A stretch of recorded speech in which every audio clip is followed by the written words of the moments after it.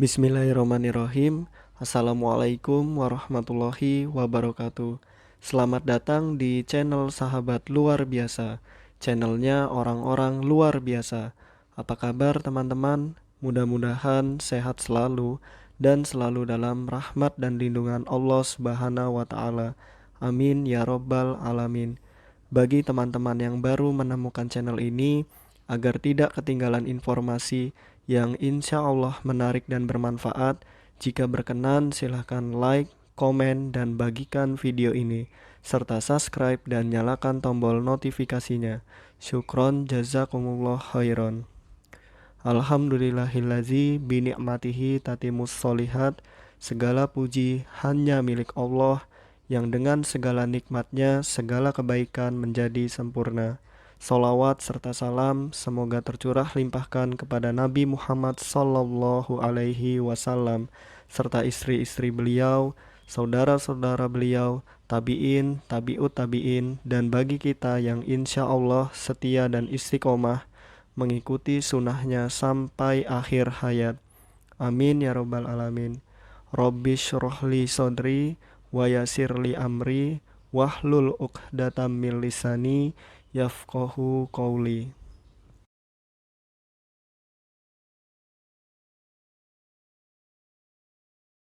Baik teman-teman, pada kali ini kita akan latihan soal kembali, masih soal terkait tunanetra.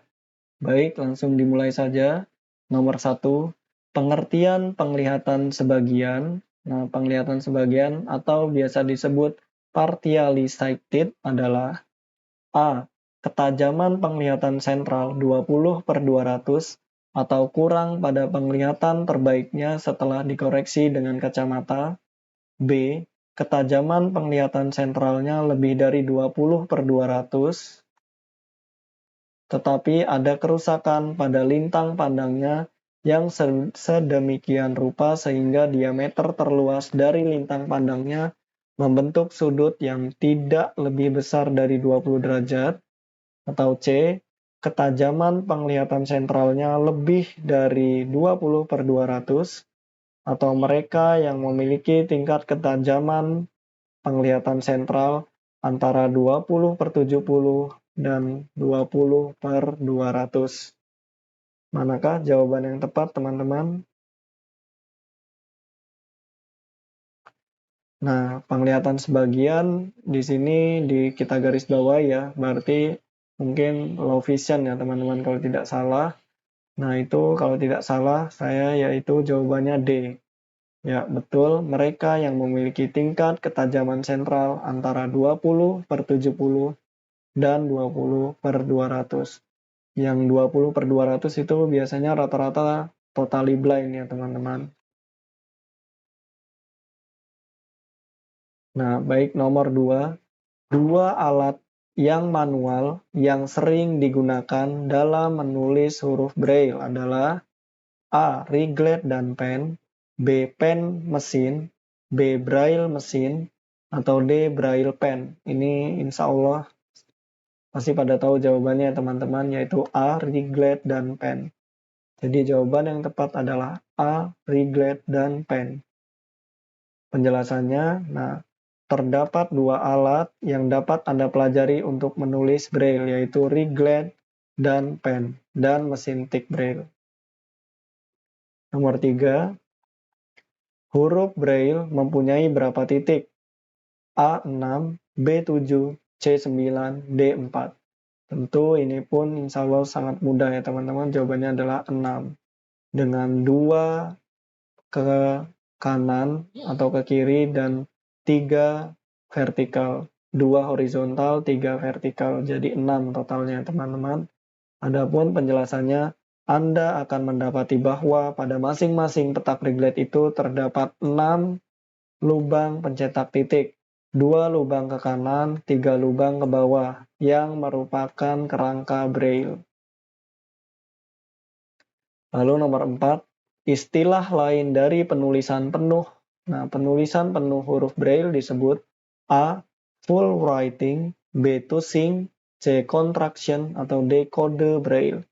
Tentu ini sangat mudah ya teman-teman, nama saja penuh yaitu full. berarti full writing. Jawaban yang tepat adalah A. Nomor 5, inspirasi munculnya.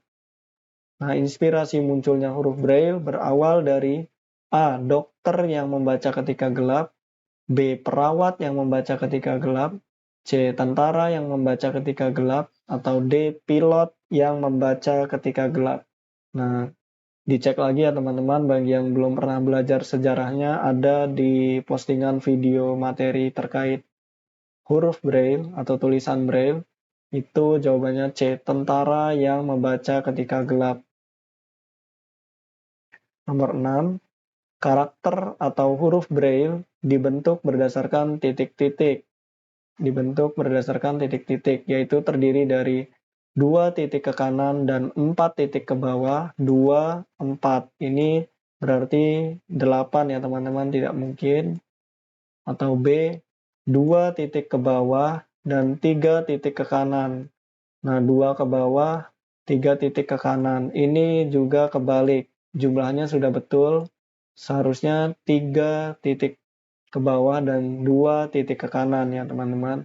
Yang C, 2 titik ke bawah dan 4 titik ke kanan. Ini sudah kebalik dan jumlahnya pun berlebihan. Nah, yang tepat berarti D ya teman-teman. 2 titik ke kanan dan 3 titik ke bawah. Jawaban yang tepat adalah D. Adapun penjelasannya, Anda akan mendapati bahwa pada masing-masing petak Riglet itu terdapat 6 lubang pencetak titik-titik, 2 lubang ke kanan dan 3 lubang ke bawah, yang merupakan kerangka Braille. Lalu nomor 7, software untuk membantu tunanetra dan low vision dalam menggunakan komputer terutama Microsoft Windows. Nah, adalah A. OOSH, atau B. ASCII, atau C. Interface Coilable Portable, atau D. JAWS. Tentu jawabannya sangat mudah ya teman-teman, yaitu JAWS. D. Baik, nomor 8. Struktur organ mata dapat digolongkan menjadi 4 fungsi utama, yaitu fungsi perlindungan atau protektif, fungsi refraksi atau refraktif, atau oriental dan reseptif atau reseptif. Bagian mata yang memiliki fungsi refraktif adalah A. Kornea, B. Konjungtiva, C. Optic nerve, atau D. Koroid. Tentu jawaban yang tepat adalah A. Kornea ya teman-teman. Nomor 9. Proses penyesuaian kekuatan refraksi lensa mata agar image objek yang sedang dilihat jatuh tepat pada titik fokus, sehingga objek dapat dilihat dengan baik disebut A. Ketajaman penglihatan, B. Dioptri, C. Akomodasi, atau D. Lantang pandang. Tentu jawaban yang tepat adalah C ya teman-teman, akomodasi. Penjelasannya yaitu akomodasi yaitu proses penyesuaian kekuatan refraksi lensa mata agar image objek yang sedang dilihat jatuh tepat pada titik fokus sehingga objek dapat dilihat dengan baik. Nomor 10. Dinding bola mata terdiri dari 3 lapisan, yakni tunika eksterna, media, dan interna. Nah, struktur di bawah ini, mohon maaf ini salah nulis ya teman-teman.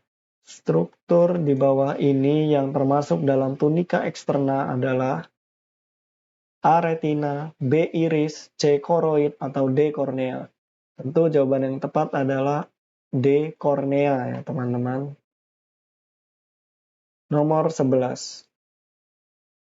Hilangnya pengalaman visual menyebabkan kekurangmampuan dalam melakukan orientasi lingkungan, sehingga harus belajar bagaimana berjalan dengan aman dan efisien dalam suatu lingkungan dengan berbagai keterampilan orientasi dan mobilitas. Pernyataan di atas merupakan dampak ketunanetraan dari segi A. Fisik, B. Motorik, C. Perilaku, atau D. Pribadi sosial.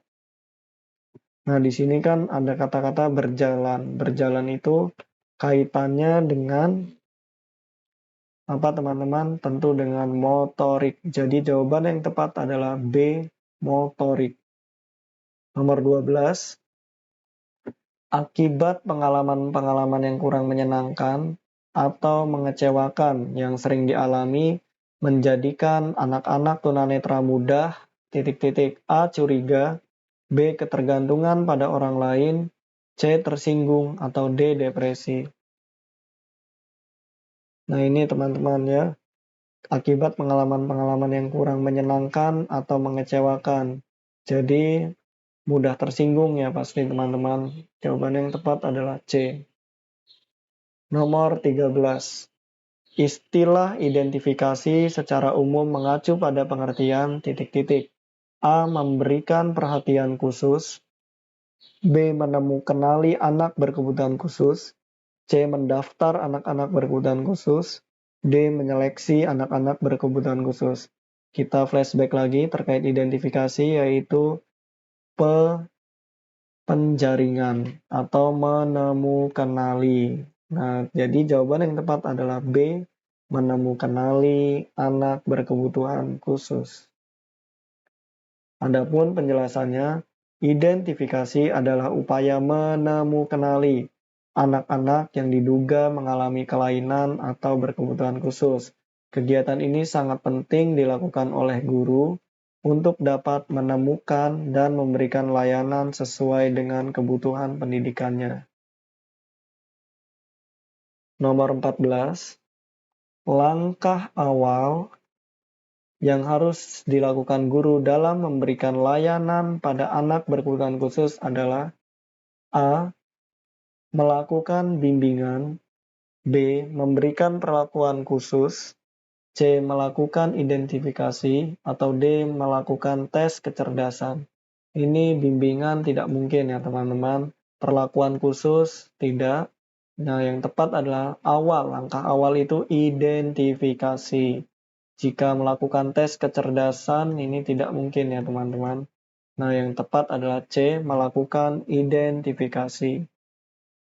Adapun penjelasannya, di sini langkah awal yang dilakukan dalam menemukan dan menentukan anak-anak berkebutuhan khusus di sekolah adalah melalui identifikasi. Nomor 15.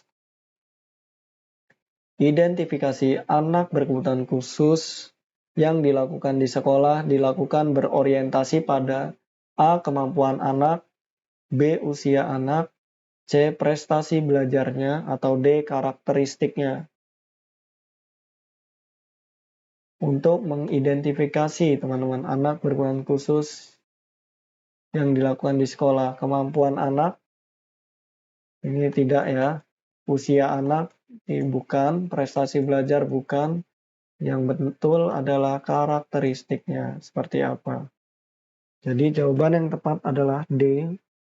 Adapun penjelasannya, nah di sini identifikasi yang dilakukan untuk menemukanali keberadaan anak-anak berkebutuhan khusus berorientasi pada ciri-ciri atau karakteristik.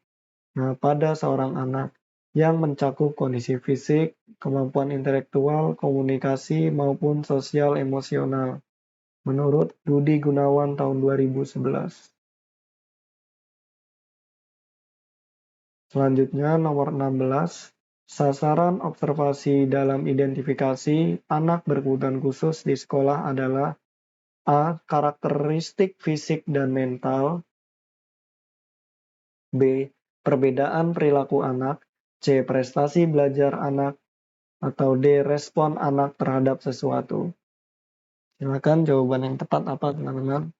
Jawaban yang tepat adalah A. Karakteristik fisik dan mental. Adapun penjelasannya yaitu identifikasi yang dilakukan untuk menemukanali keberadaan anak-anak berkebutuhan khusus berorientasi pada ciri-ciri atau karakteristik ada pada seorang anak yang mencakup kondisi fisik, kemampuan intelektual, komunikasi, maupun sosial emosional. menurut Dudi Gunawan tahun 2011. Nomor 17, melihat adanya keanehan perilaku seorang siswa dalam membaca, seorang guru, keanehan perilaku siswa dalam membaca, seorang guru menduga siswa tersebut termasuk berkebutuhan khusus. Ini berarti guru telah melakukan A. Observasi siswa, B. Pemetaan kondisi siswa, C. Diagnosis siswa, atau D. Identifikasi siswa. Di sini ada kata kunci menduga-duga.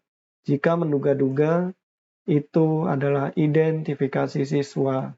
Jika observasi itu mengamati, pemetaan bukan, diagnosis bukan, yaitu mengidentifikasi atau identifikasi siswa.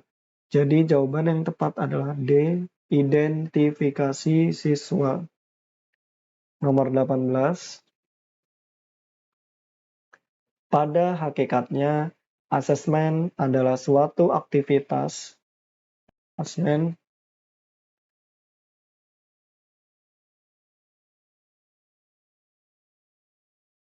maaf sebentar ya teman-teman. Ada sedikit gangguan.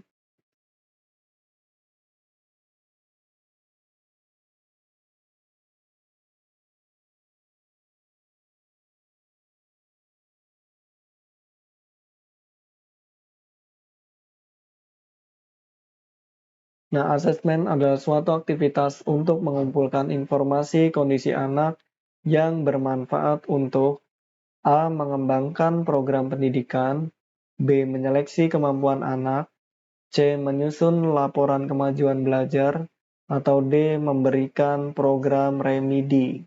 Yang mana jawabannya teman-teman? Ya, jawaban yang tepat adalah mengembangkan program pendidikan.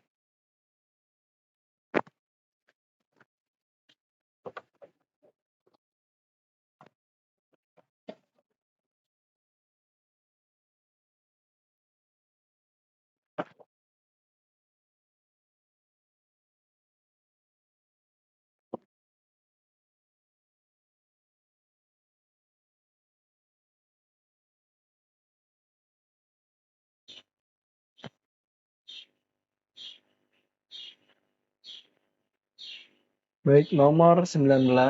Salah satu tujuan dilaksanakannya asesmen adalah untuk A.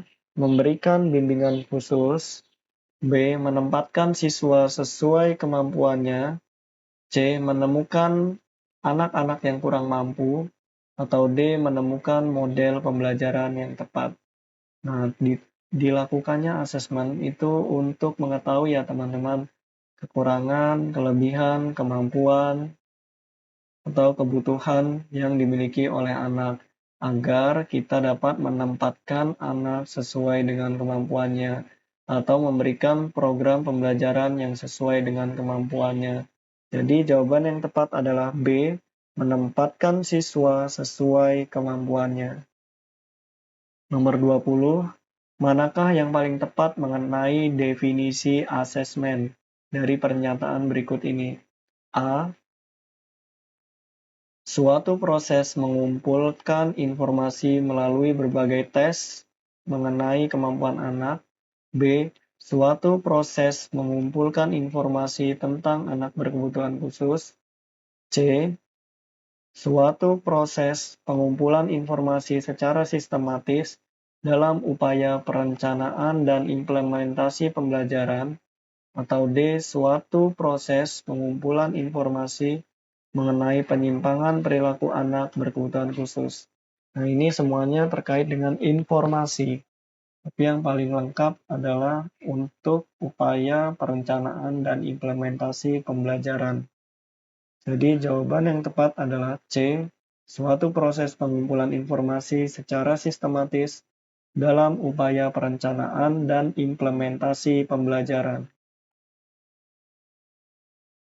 Nomor 21, langkah pertama dalam pelaksanaan asesmen anak berkebutuhan khusus di sekolah haruslah terlebih dahulu A. menyusun prosedur pelaksanaan, B. merencanakan strategi asesmen, C. merencanakan alat asesmen, atau D. merumuskan tujuan asesmen.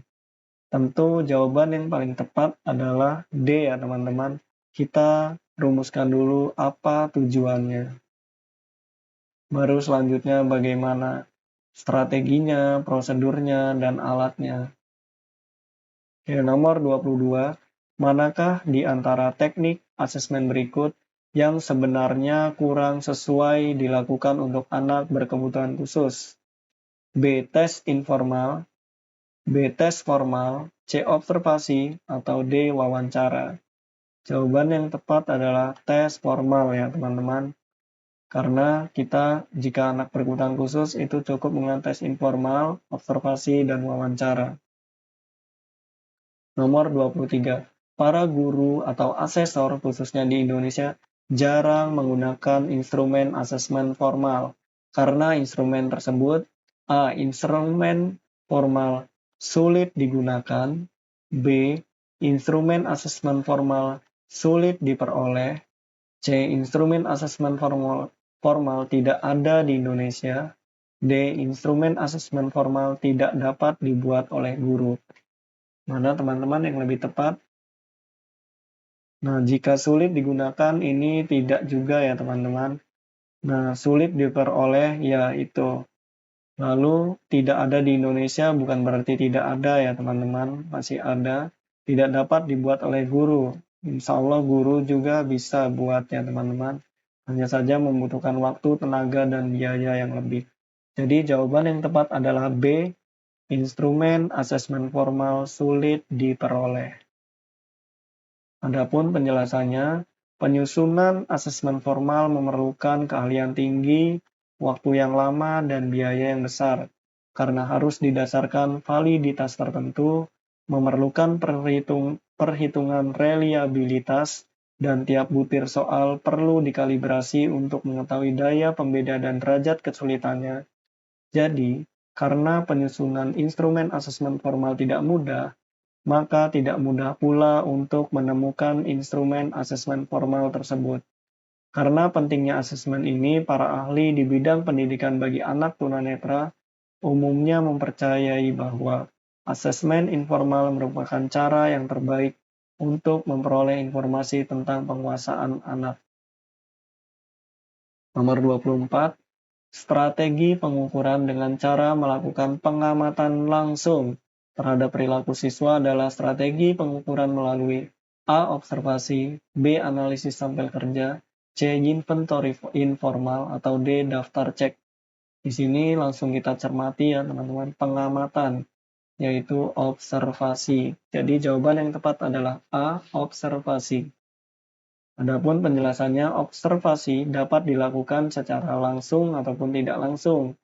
Jika secara langsung, itu dalam arti melakukan observasi secara langsung terhadap objek atau siswa dalam lingkungan yang wajar apa adanya dalam aktivitas kesehariannya. Sedangkan observasi tidak langsung itu dilakukan dengan menciptakan kondisi yang diinginkan untuk diobservasi. Misalnya anak diminta untuk melakukan sesuatu, berbicara, menulis, membaca, atau yang lainnya.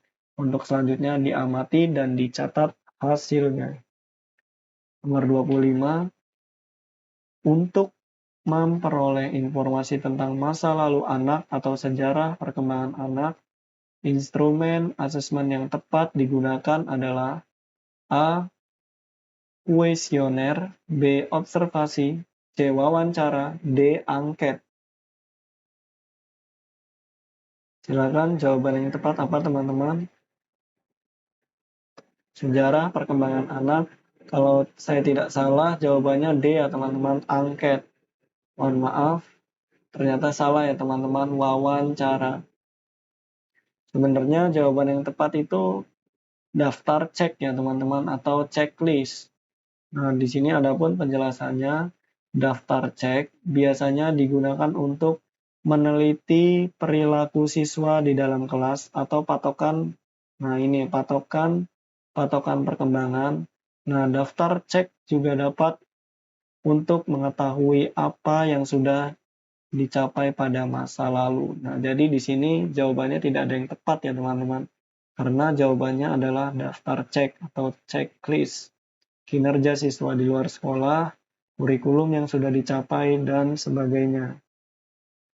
Nomor 26, untuk mengukur karangan siswa atau karya seni akan lebih tepat jika menggunakan instrumen A. Analisis sampel kerja, B. Kuesioner, C. Angket, atau D. Wawancara.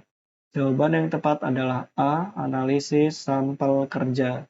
Adapun penjelasannya, analisis sampel kerja merupakan jenis pengukuran informal dengan menggunakan sampel pekerjaan siswa, misalnya hasil tes, karangan, karya seni, respon lisan. Ada beberapa tipe analisis sampel kerja, yaitu analisis kesalahan dari suatu tugas dan analisis respon, baik respon yang benar maupun yang salah. Nomor 27, interview adalah jenis instrumen yang biasa digunakan melalui A. Lisan, B. Tertulis, C. Perbuatan, atau D. Praktek. Tentu saja interview atau wawancara itu menggunakan lisan ya teman-teman biasanya. Jawaban yang tepat adalah A. Nomor 28, rangkaian kegiatan yang menyangkut perkembangan keterampilan orientasi dan mobilitas untuk bayi tunanetra sampai anak umur menjelang 5 tahun merupakan tahap A. Keterampilan pra-orientasi dan mobilitas, B. Keterampilan pra-tongkat, C. Keterampilan tongkat, atau D. Keterampilan orientasi dan mobilitas.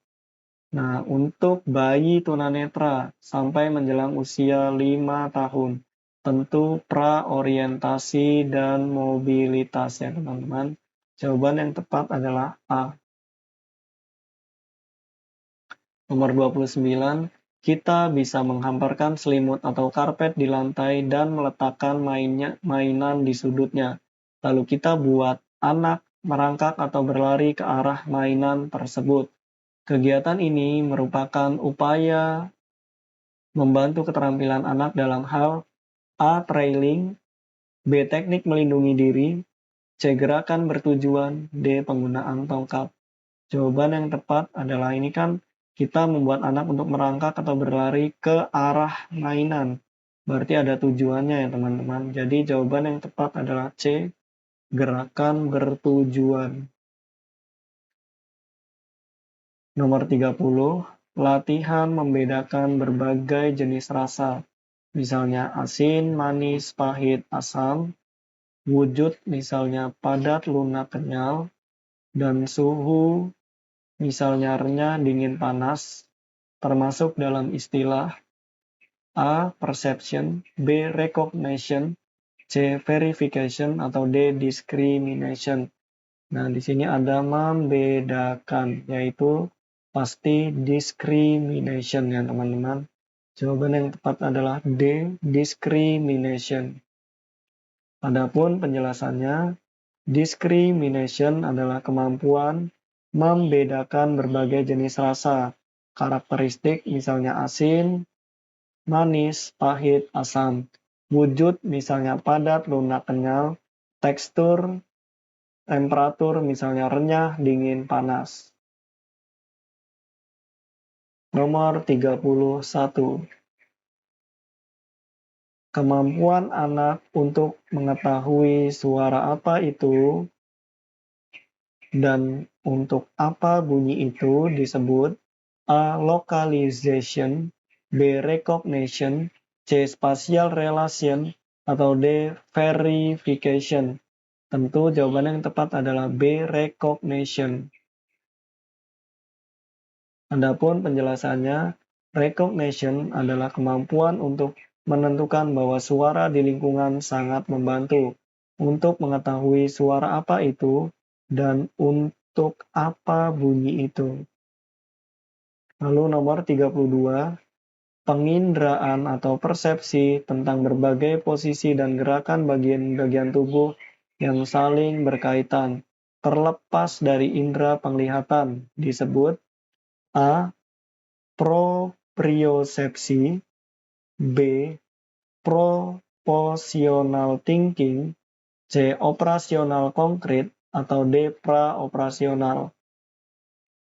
Tentu di sini teman-teman ingat ya. Nah, jadi jawaban yang tepat adalah propriosepsi A.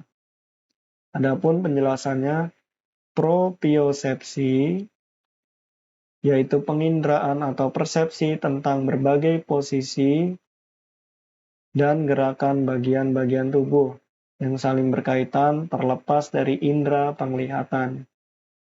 Nomor 33, ada berapa macam konfigurasi titik-titik dalam sistem tulisan Braille dengan menggunakan pola 6 titik domino yang dapat dibentuk? A. 36, B. 63, C. 39, atau D. 93. Tentu jawabannya adalah B. 63.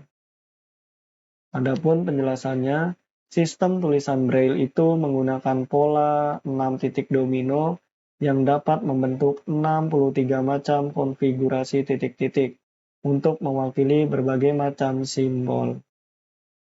Nomor 34. Berikut ini adalah cara memasang kertas pada mesin tik Braille. Yang pertama, buka penjepit kertas yang ada di kiri dan kanan bagian atas mesin tik itu dengan menariknya ke belakang ke arah tubuh Anda. Yang kedua, masukkan kertas dari arah depan mesin tik dengan menyelipkan ke bawah kepala mesin tik, lalu tutup kembali penjepit kertas, lalu putar tombol penggulung kertas yang ada di samping kiri dan kanan ke arah belakang hingga mentok.